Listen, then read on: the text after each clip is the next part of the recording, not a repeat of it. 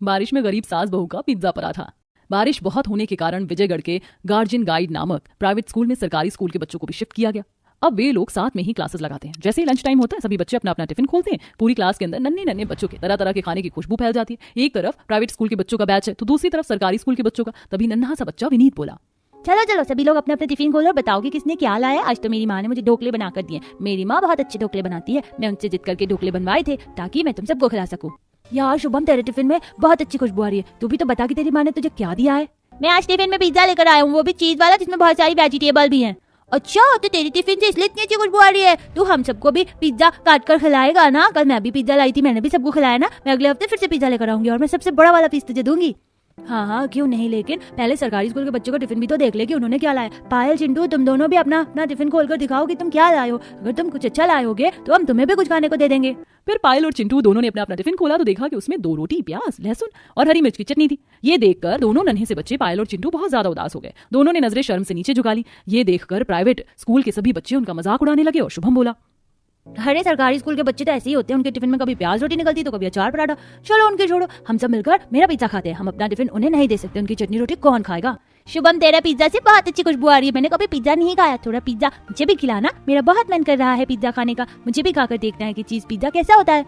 क्या तुम लोगों ने कभी पिज्जा नहीं खाया? खाओगे भी कैसे? पिज्जा बहुत महंगा आता है। वो तो हम अमीरों के बच्चे ही खा सकते हैं, गरीबों के बच्चे नहीं। और हाँ, मैं उसी को अपना टिफिन शेयर करूंगा जो मुझे अच्छी चीज शेयर करेगा। इसलिए मैं तुम्हें अपना पिज्जा नहीं खिलाऊंगा।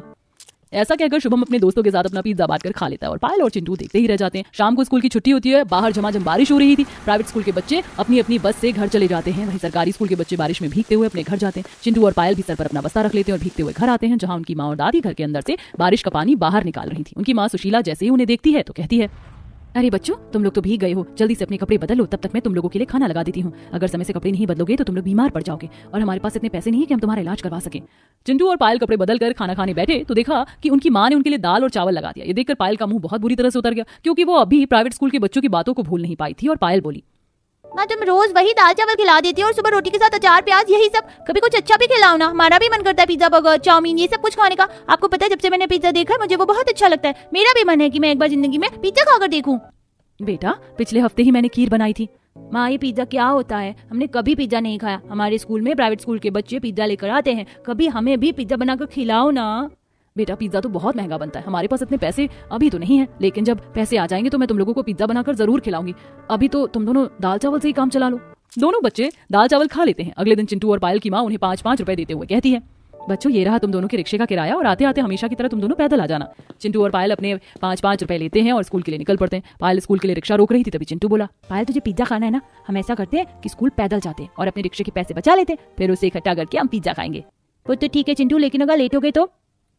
पायल, अभी तो बारिश का मौसम है और देख हल्की हल्की बारिश भी हो रही है। हम टीचर को बोल देंगे कि हम बारिश की वजह से लेट हो गए। ठीक है चिंटू, तो चल पैदल ही चलते हैं। और इस तरह चिंटू और पायल अब रोज अपने रिक्शे के पैसे बचाते और पैदल ही स्कूल चले जाते। कई बार तो वो बारिश में भीग जाते, लेकिन उन्हें तो पिज्जा खाना था, इसीलिए वो भीग कर ही स्कूल चले जाते। धीरे धीरे उनके पास 50 रुपए इकट्ठा हो गए। चिंटू बोला, देख पायल, हमारे पास पूरे 50 रुपए इकट्ठा हो गए। चल आज हम पिज्जा खाते हैं। ठीक है चिंटू, चल। अब वे दोनों सड़क के किनारे लगे एक पिज्जा के ठेले पर जाते हैं। भैया, हमें भी पिज्जा बनाकर दे दो ना। ठीक है, बना देता हूँ। 80 रुपए निकालो। 80 रुपए? लेकिन भैया हमारे पास तो 50 रुपए हैं। भैया 50 रुपए में ही हमें पिज्जा खिला दो ना। 50 रुपए में पिज्जा नहीं आता, सब्जी रोटी आती है। चल भाग यहाँ से। ये सुनकर पास में खड़े पिज्जा खा रहे बच्चे हंसने लगते हैं। दोनों बच्चे उदास होकर वहां से चले जाते हैं। रास्ते में पायल चिंटू से कहती है, चिंटू, क्या हम सचमुच इतने गरीब हैं कि हमें कभी भी पिज्जा खाने को नहीं मिलेगा? नहीं पायल, हम इस 50 रुपए को संभाल कर रख लेते हैं। जब हमारे पास 80 रुपए हो जाएंगे तब हम पिज्जा खाएंगे। फिर वो दोनों घर आ जाते हैं। रात को करीब 12 बजे का समय है। अचानक जोर जोर से मूसलाधार बारिश होने लगती है। तेज बारिश की वजह से चिंटू और पायल के घर में भी पानी टपक रहा था। तभी सुशीला उठती है और अपने पति को जगाते हुए कहती है, सुनिए जी, देखिए ना, जैसे ही बारिश तेज होती है हमारे घर की छत टपकने लगती है। कम से कम इस साल तो हमें अपने घर की छत रिपेयर करवानी ही होगी। आखिर ऐसा कब तक चलेगा? चिंटू की माँ, तू फिक्र मत कर। फसल कटाई का समय तो आ ही रहा है और जमींदार ने कहा था कि वो इस बार हम सब मजदूरों को पगार बढ़ा देगा। तो जैसे ही वो पगार बढ़ा कर देगा, मैं बचे हुए पैसों से अपनी छत ठीक करवा दूंगा। बस तू ये दुआ कर कि ये पानी रुक जाए, क्योंकि अगर ये पानी नहीं रुका तो फसल बर्बाद हो जाएगी और अगर फसल बर्बाद हो गई तो जमींदार फिर हमें पैसे भी नहीं देगा। अगले दिन जमींदार विनोद के घर आता है और विनोद से कहता है, अरे विनोद, हमारे घर की काम वाली बारिश में भीगने की वजह से बीमार हो गई। घर में काम वाली की बहुत जरूरत है। मैं कह रहा था कि तू अपनी पत्नी को मेरे घर काम पर लगा दे, उससे तुझे 4 पैसे ज्यादा मिल जाएंगे और हमारा भी काम चल जाएगा। ठीक है जमींदार जी, मैं अपनी पत्नी से बात करके बताऊंगा।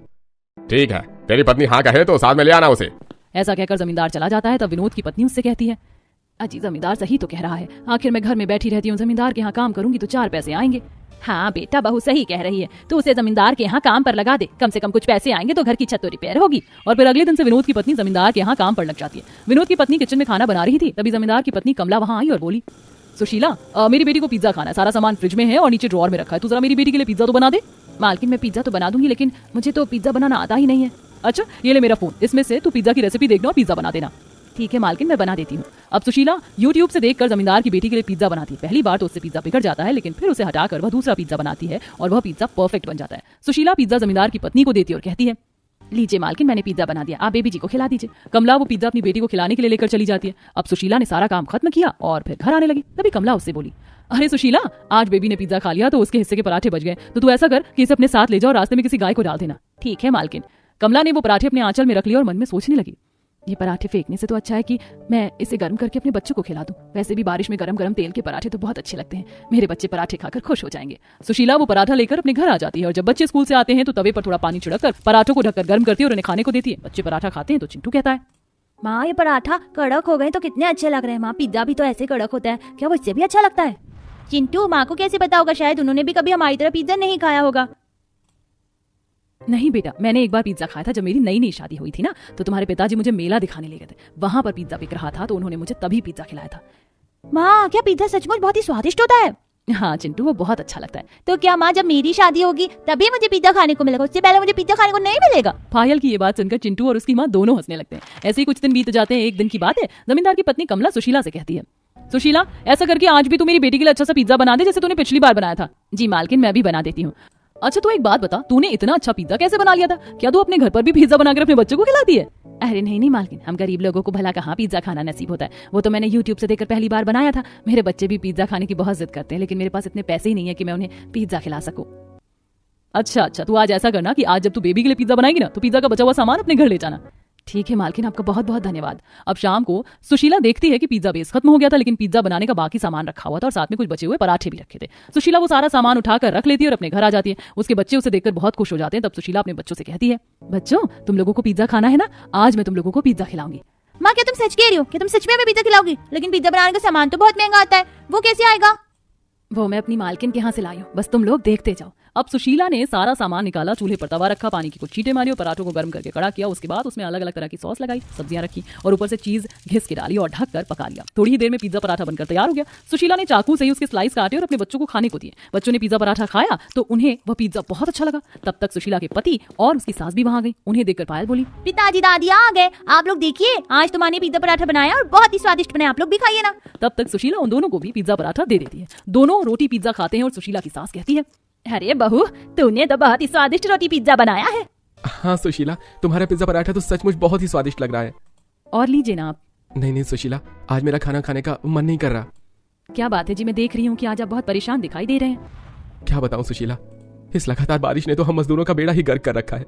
बारिश रुकने का नाम नहीं ले रही और जमींदार की सारी फसल बर्बाद